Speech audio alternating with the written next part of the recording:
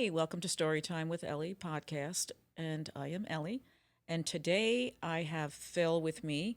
Phil is my director. He is the man that's responsible of everything that goes on here in the studio. Ellie, you're talking too much about me. This show's about you.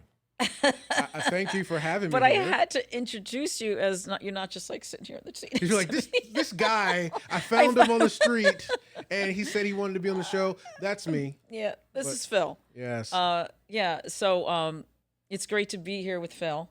Yes, And let's just talk. Let's just Yeah, because come on, shoot some questions. No, let's have some fun. So your podcast is taking off, right? People love it. Thank you, Phil. You've had a ton of guests that have. Honestly, when we launched the website, the first day you had like 40 people sign up to be a guest on the podcast. So that means a lot. But with that said, your show's about story times, right? Correct. We had an episode where we did one with just you, but there's so much more to Ellie. Well, thank you. No, it's yes, well, a lot to everybody, but it's a lot of fun. I just got tongue tied. There's so many things though. So what we lead on, Phil. No, it's fine. So what happened was the very first episode we did, this is our first encounter. We're still learning each other. Yeah. I think we've been doing this for a few months now. Mm-hmm. So, I know a little bit more about you, and I think the listeners and the viewers want to know a little bit more about you and your origin story, how you got here, why you're even starting this podcast, and who you're trying to reach. So I think this version of this episode, I think we're going to kind of dive into that. That cool? That is excellent. Great idea. All right. Okay. So the first show we did, right? You kind of gave a very brief run through of your history and how, you were on your own when you were very, very young. Yes. Let's go back to that for a little bit. You started a hair salon when you were, I think, 21, right? 20. What gave you that vision to say, I want to be an entrepreneur at 21? Because women nowadays, I don't think they have that kind of vision. Well, I'm not going to say women. I think everybody doesn't have that kind of vision when they're so young. So when you were 21, how did you be like, hey, I want to start my own business? It's funny you brought this question up because I was just thinking about it the other day. Yeah. When I was going to be doing this podcast, I'm thinking, God, let me think, when you're in the driver's seat, say, you're not thinking about what you're doing. You're just doing it daily. Okay. So it's not like pre-med, like, I'm thinking about it. You just do it in business. You just go forward. And I think I knew at a very young age that I was going to be an entrepreneur and didn't realize I was one until much later in life. So you kind of already were. You didn't understand what was going on. You didn't have a label. There was just no label. No label. I mean, the first thing I can remember, I graduated high school at 16. 16. And I remember I did not go to college. They thought I was going off to college at the school. The guidance counselor was like, okay, you graduated at 16. What are you going to do? I'm like, I don't know. I went to a beach. How come you graduated at 16? I started school when I went to Catholic school, so I started school when I was like 4, and I graduated from 11th grade, so I was just shy of 17. So you graduated when 16. you were in 11th grade? Yeah. Okay. You smart person? You're in the IB program? Well, that's where they thought I was going off to college, and I'm like, oh, I just didn't go off to college. I just, I worked. I worked at the racetrack. Yeah, which was a harness racetrack. I worked there as a kid. What do you mean by harness? Was that like horses? Yeah, horses. Okay. I called it harness racetrack. But I worked at the racetrack, Monticello Raceway. Yeah. When I was a child, 15, 16. My whole family worked there. Okay. So I did that. So when I got out of school, I thought that was going to be my career, working at a racetrack. You were cool with that? Because that was what my family did. Yeah. So I was a photographer for a short time. Yeah. I was helping the photography room. I ran photos and stuff like that. Do you have any old pictures you want to share with me one day that you still have? Maybe I got to look. I don't even have any. Oh, I got to see young Ellie's photography. So, well, I took the horses. As the horses were crossing the finish line, they would shoot the photo, and I would just run downstairs and hang it in a little box. So that was like my first, Like I said, my whole family was from the racetrack. My dad, too. Owned horses, transported them. Yeah. My sisters worked in the racing office. My brother worked track, Yeah. So we were all there. Anyway. So why hair, though? Why'd you want to do Well, yeah, that's where I'm going. So by the time I was 17, I ordered these books. I'll never forget it. The Bible. It was actually entrepreneurial books to be like an entrepreneur, where today you can go online and Google stuff and get all your stuff right there. Okay. Back then you didn't. So I ordered all these books, came in, they're sitting in the living room, big box, had to be 4x4, 4 feet by 4, full books. Wow. And my mom was like, what is they? What is in there? She says, Mother, books on, being an entrepreneur and business. And I looked at me like, for what? Like, what are you doing? I'm like, I don't know. I think I want to go into maybe do hair business. So but see, I always got the cart before the horse anyway. Okay. I never was the type of person to do something and then, okay, let me. So did your mom and your dad kind of give you a little flack about being an entrepreneur? Yeah, my mom. Why? Because they wanted you to be in the family business? I think they wanted to get married and have kids and just. Well, that was a different time then. That was kind of aspirations for a lot of people. For some, it's still that way for some people. Man, if I didn't have to work, heck yeah, I would. You'd stay home and have babies too. Yeah, I would. Yeah. No, so anyway, so I did that, and then the books came, and I said, well, no, I want to, go to school. I want to be a hairdresser. Yeah. I want to open my own salons, and they were looking at me like, okay, and I did. Mm-hmm. So when I went to school, I went to, esthetician, beauty school, cosmetology. I went to the school, got my degree. My sister went with me. Yeah. And I would say within the year, because I did go to work for somebody for 1 year, a little over a year, because when I got out of school, I had asked my dad if he could refinance the house and give me money to open up a salon. Okay, and what did he say to that? He looked at me and said, "Oh, I don't think so." He said no? He said no. Okay. No, it was just like, no experience. Yeah, yeah. Looked at like no experience. What do you really know? But I knew where I was going. Yeah. So I did. I worked for about a year and a half, year and a half. And then, I saved all my money, so I lived home. Yeah. And I opened up my first hair salon. I financed it myself. Yeah. A lot to do with credit, which I'm a huge fan on people with credit. I tell everyone you must have good credit. Why? Because if I didn't have good credit, I would have nothing today. Okay. Because I built it on credit cards. Because I had high interest. I shouldn't say high interest. I had zero interest, and I had a lot of high credit lines. So some people would say debt is really bad, though. But it seems like No, debt is bad if you don't pay. okay. But if you're making your payments more than your So it's still about moderation and how much you exactly. Okay. Yeah. So that's what I did. So I was able to open up my first salon, and But as a young person, though, I'm just going to say this from my experience. I kind of knew what credit was, but it wasn't like, oh, I should stop how much I'm getting. I'm just thinking free money, So Yeah. how did you, as a young person, not fall into that trap to where, I just got $100,000, I'm not paying it back? Yeah. How did you? I don't know. I don't know. I stayed focused, I think, a lot, and I was. I don't know. I don't know if I should say it like this, but I wasn't a party person. Mm-hmm. Where most people that age, I think, are partying. I was always like an old soul type of person. I just always knew and stayed focused. Where, like I said, people were probably thinking like, 20 years old. Mm-hmm. People probably maybe think it that way at 40. Yeah.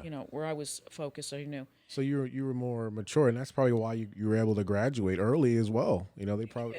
I think it had something to do with it because I was always, like I said, I never really was a party person, which people never would believe that. I partied when I got old or older. I partied more. So that was that, and then I think I'd mentioned this before. The salons, I was running the salons, and I met my first husband. Yeah. I think I mentioned that. So you did mention that. So if you guys want to go back and watch the older episodes, the very first show, we do talk about that. But what I wanted to get into with Ellie is that I've noticed your personality. You're from New York, right? That's really obvious. It's obvious you're from New York. It says open my mouth. You have a certain grit about you, and I don't mean that in a negative way. But that means you don't want me to jump over the chair and knock it out. well, that means you've gone through some shit. Oh yeah, I've gone through a lot. You had some issues with your first husband, and also with your business, the towing business. Yeah. Watch the first episode about that. Can you give me a story or an instance that kind of shaped your attitude now as an adult, based off some of the trauma you've been through? I don't know. I don't think about it. I just keep moving.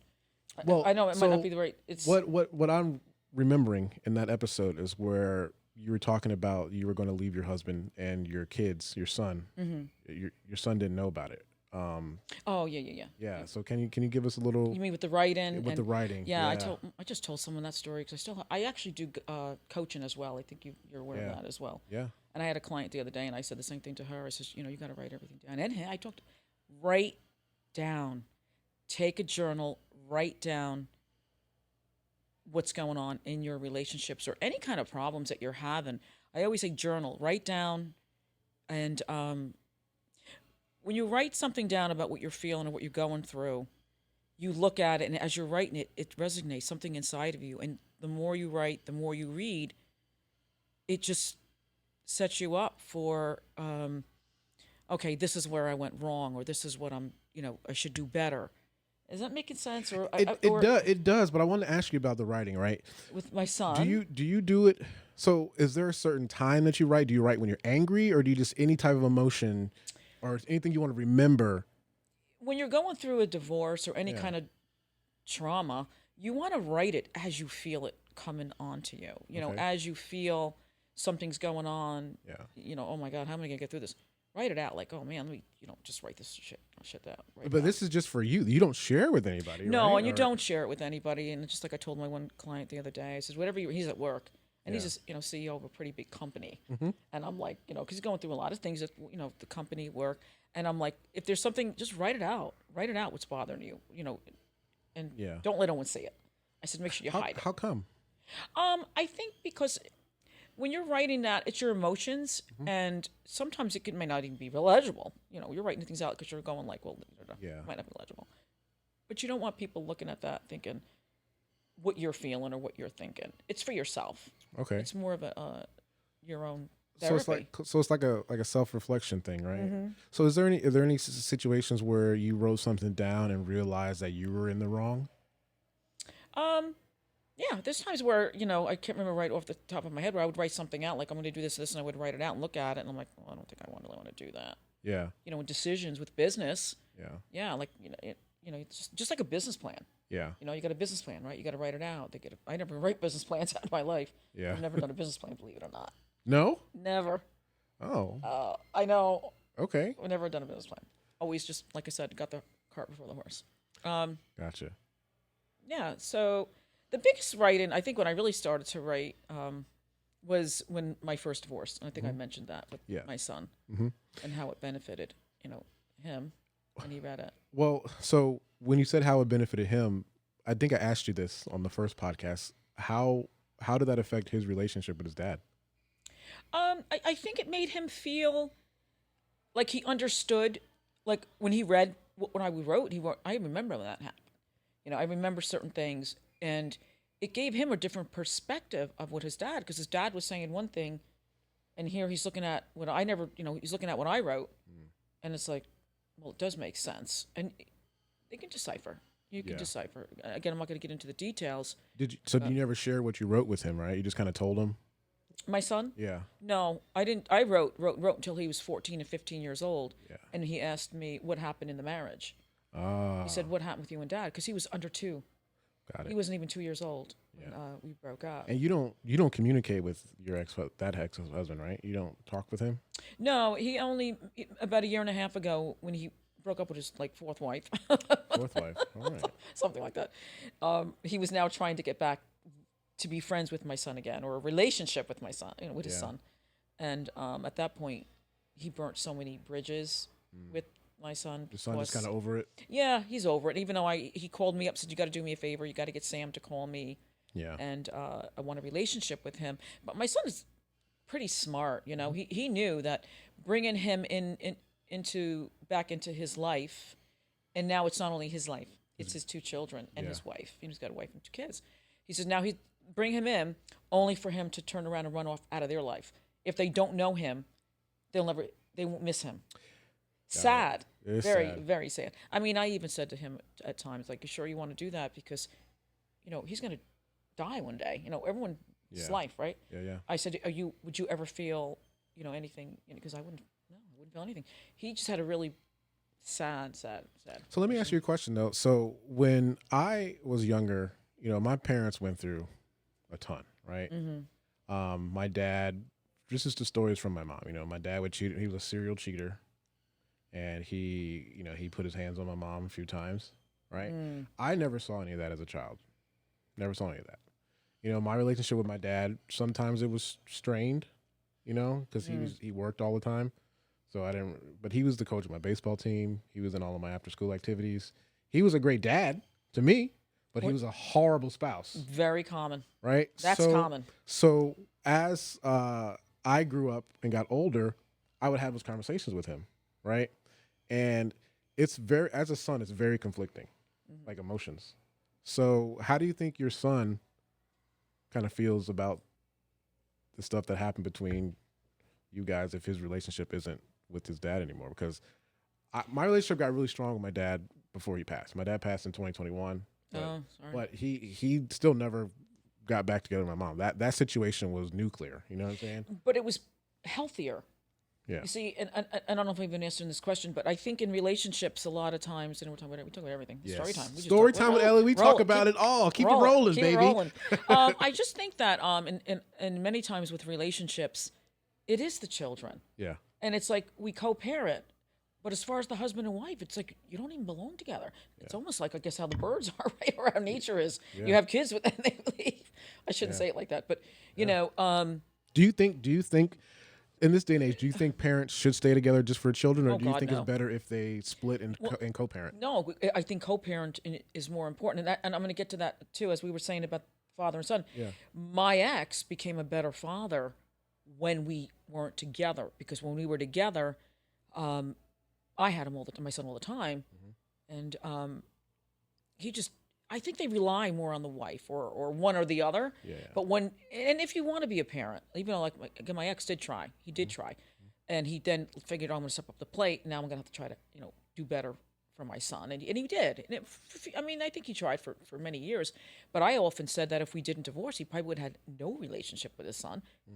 But the relationship that he has, it was obviously not a great one. But to where my son, the decisions my son made were of what happened with him growing up. In other words, my son never had to have that, what if my dad did this? Or there was never what if with him. He's seen it all. Yeah. He was enough in my son's life that my son saw the dysfunction that he was. That's probably the best way to say it. Where if I was married to him, and I would have been probably masking a lot of that as a parent. Got it. I don't know if that makes any sense, but no, it does make sense. And you being a relationship coach, and you help people with a lot of these issues. You kind of have to have gone through those things to be able to give advice. Yeah, and of course we're all different, right? We're all different people, and I don't want to sit there and I never tell anybody, well, this is what I did. I'm telling you what I did and what some other people did as well. Yeah. But you have to know as a person too, what you. I would never tell them. I have people that are going through bad relationships, and I don't tell them, go run. Yeah. Oh hell no. Yeah. You try to work out. You exhaust it. Yeah. You exhaust the way to work it out. You do everything you can to try and work it out. Yeah. And many times, sadly enough, they can't. Yeah. Okay. So in the previous episode, we did talk about your other relationship with your other ex-husband, which you guys are pretty good friends. Yes. Mm-hmm. But I want to get into what you hear. You moved to Florida. When did you move to Florida? 20 COVID. So why did you move in the middle of a pandemic? Yeah, it was pretty crazy because I sold my house in New York, which I knew I was ready because I said I'm ready to go. Sold the house in New York, but now the problem I had was it was June of 20. Oh yeah, and middle of it. Our states were battling out because New York couldn't leave, right? We couldn't leave. New York said you can't leave. If you leave, you can't come back. You're going to be stuck wherever you go. Florida now wouldn't let us in. Yeah. They're like, well, you can't come in here because we don't want you here. Yeah. So I'm like, well, what the hell do I do? I knew I wanted to move to Florida. Yeah. So I had to rely on my son who lives. He already lived here. In Winter Garden, yeah. Okay. So I had to call him and his wife and say, do me a favor, find this place, find that place. I found a place online. Go look at it. Yeah. Now it's COVID. So they're not even letting people in the house. Yeah. And, it was just like a crazy, and they had the baby. It was so chaotic. It was chaotic. What was the reason that you actually left New York? Because especially during COVID, was there one event that happened? No, come on, think about it. I was like one of the pioneers that left New York in the beginning of COVID. Yeah, I knew to get the hell because everybody was dying I in New York. I knew to get the hell out of there. Yeah, but no, No, I just felt like I always went to Florida. I have another Yeah. home in Delray Beach, Ah, so I okay. lived in a plane. I was going from New York to Delray, New York Gotcha, to gotcha, Delray, gotcha, gotcha. and but I wasn't planning on staying in Central Florida. Yeah. I was only coming here temporary until to get the house remodeled down in Okay. Delray. Yeah. But once I got here, I was only going to stay like 8 months, Gotcha. and they were getting ready to do the remodeling of the home in Delray. They got shut down. Yeah. The bill, I couldn't do nothing. I'm like, fuck, I'm kind of like going to be stuck. Stuck But here. Yeah. But I end up loving where I'm at, and I ended up buying the home that I'm in today. Okay. And I stayed in Central. I'm here. All right. So I love it here. So okay, I was going to ask you since you are here now, Yeah. you are a resident now. What are your actual thoughts about Central Florida? I tell people all the time. I say, because they're the same thing. Like, why aren't you in Delray? What's wrong with you? Like, you got Delray. You're what? You're by the ocean. What's wrong? I'll tell you what it is. I'm from the north. I'm from New York, but I'm from the country. I'm gonna tell Okay. people the story. I said I'm from the country, and I grew up in the woods, the mountains, Yeah. and lakes. Okay. So down in Delray is beautiful, but you got your ocean, and that's kind of it. Mm-hmm. Here in Central Florida, I always say it was like a hidden gem, because here it reminds me of a lot of growing up in New York, upstate, because we have lakes here. We do have some roads. They're turning into a lot of it's changing. It is changing. Yeah. But Yeah. there's a lot of that feel of New York, Yeah. the mountains, the country. It sounds crazy, but yeah. And you're not far from anything. So now I got lakes. So weekends we go on the boat. You got lakes. You got Disney. We have so much around us that there's a lot more here than there is in South Florida. That's why I love Central Florida. Yeah, I'm from I Virginia. do too. I'm from Virginia, so we didn't have much there. Okay, that's You know, right. we were in a military area, so it was a military. That was about it. So Oh yeah. I was just there last weekend. I was there. yeah, so Yeah. you know, I moved here in 2006. I never want to go back, but I want to ask you. So you know, you're single, right? You're in Central Florida. Are we bringing that other podcast? I want to know. I want to know, what are your thoughts on the dating scene here in Central Florida? Like, what have you experienced? You have any advice for anybody who's currently dating? We did have an episode about online dating, so watch that. But I want to know your thoughts about dating in Central Florida at this time post COVID. I think there's I'm going to say there's a lot more opportunity here than there was in New York, where I lived in the mountains. As you can tell, we had a lot of Yeah.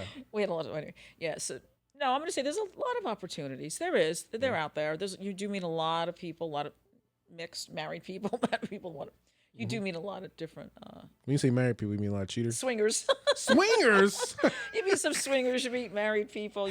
There's a lot of people. You heard about the loofah story? Yeah, did you talk about the loofah story? Not on the air. Oh, not on the air. We didn't. Oh, we talked about the loofah story. That's Are we allowed? Yeah. Yeah. Well, the Villages is a place here in Central Florida that's known for. They used to put loofahs on the golf carts, and all different color loofahs meant different things. But I was there to show a house only, not to hang out. About 3 weeks ago, and there's no loofahs anymore on the golf carts. Oh, so what? So what they are must have using? did something with that. Oh no. Sorry, Phil. There's got to be a new code. There must be. Well, pineapples too. Is something to do. with that. Pineapples? Yeah. Yeah. Oh man, I was on a cruise one time and got propositioned by an old couple. It was really weird. Oh, you're kidding. No, it was really weird. You didn't tell me that one. Yeah, no, it was really weird. Yeah, no, you meet it. You meet there. But I don't know. I think if you really want something there's a lot of people out there that do want relationships, because I'm, now that I'm more receptive to talk to people, because sometimes I kind of stay to myself. But you do meet a lot of people that are actually, I think, that do want relationships. What's the best way someone? I just don't gonna want say one right now. a woman. What's the best way a woman can present herself in this day and age? Because a lot of stuff is on social media. A lot of people are super judgmental of people's appearance. So if a woman came to you, how would say, hey, how do I best present myself to be available to date? God, that's a hard one, because it's a fine line being out there. If you say too much, it's not good. If you don't say enough, it's not good either. It's a really strange dynamic what goes on with dating. And I think being older, and maybe it's happened with the young kids, I don't know, but I find that everybody that you would say speak with, instead of letting something grow, and I think I talked about this before, maybe even on the other one podcast, instead of letting things grow naturally, it's almost like it's instant. They think things are going to be instant. Nobody wants to be a friend anymore and let things just happen naturally. Do you blame like social media and Yeah, like the apps and I Tinder do. and all that? I think a lot of it's social media, and I think a lot of it is people's own morals too. Yeah. Because I have, you know, Yeah. people, clients, whatever, and they'll ask, like, you know, why are these men asking, you know, right away, let's go have sex, let's do that. Yeah. And I said, well, Hookup culture. yeah, and I'm not knocking it at all. It is what it is. But if you're questioning something, a lot of that comes from the forefathers. No, it's people before you, Yeah. you know, and a lot of that, because a lot of women, that's what they believe they have to do. Mm-hmm. And it's really not. And I tell them, it's yourself, it's your body. You do what you want to do if you want to do that. I've had women say they actually felt like they had to. Really? They felt Yeah. they felt obligated. Yeah, because they're like, oh, I said, listen. Because they think the guys won't want them or something? I said, listen, if they're gonna want to call you, either whether you sleep with them or not, they'll call you. Yeah. So sleeping with them isn't gonna make them call them any faster or not. Huh. It's just the nature of the beast. It's so weird because I've been in the game for so long. I've never been on any dating I'll apps. forget it. Again, that's another whole story, because it's just like you just got to go about what you feel. Don't feel compelled that you have to do that. You have to sleep with somebody. You want to sleep with them.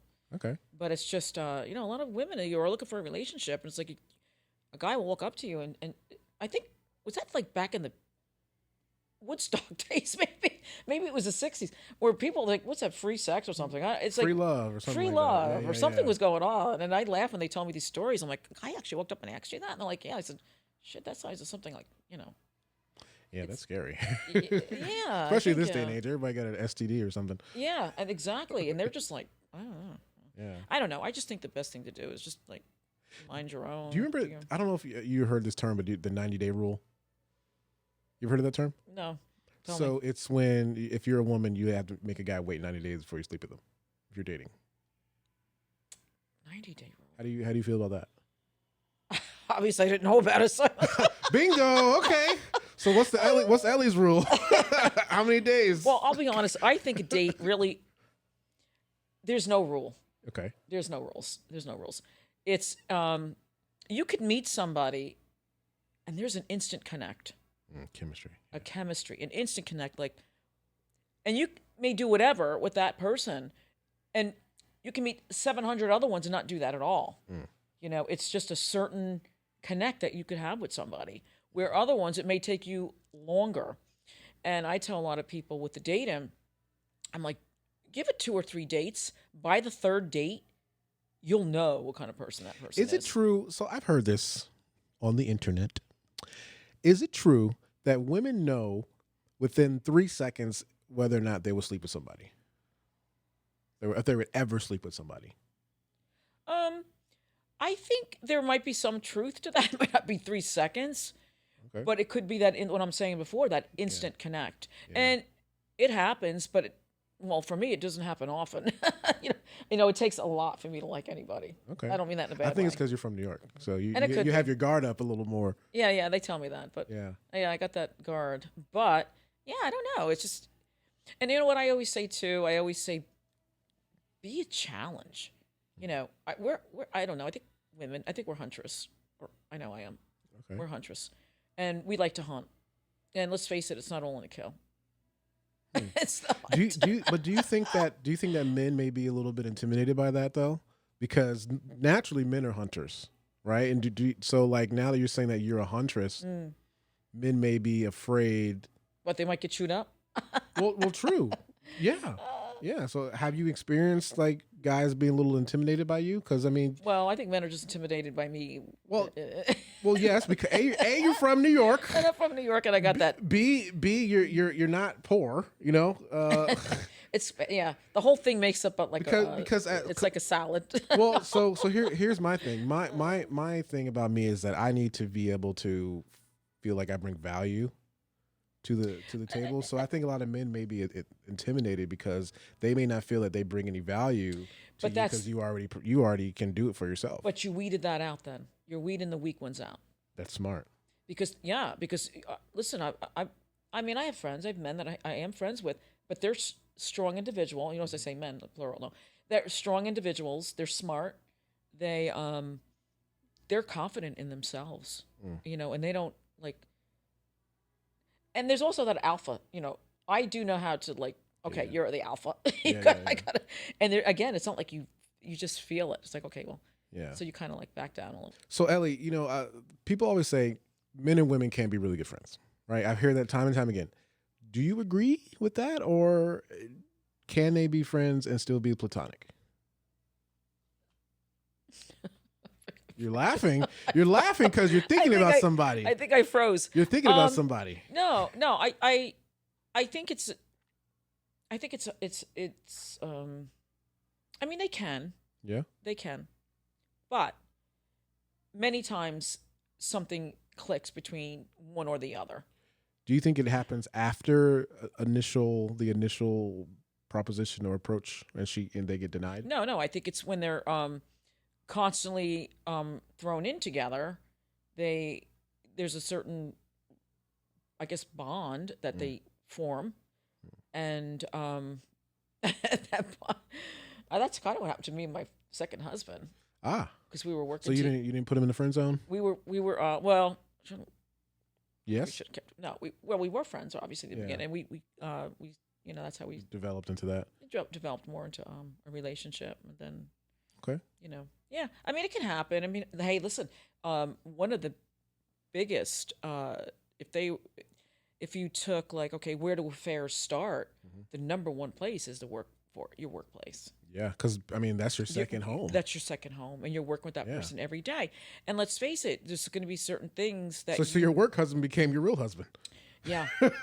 Right. Then it became my ex. And then it became your ex-husband. Okay. Watch the first show. She talks more about that. But I think I do think. I mean, a lot of that can be if the constant, Yeah. I mean, most of the affairs do start at their workplace when they're together every day. Gotcha. Okay.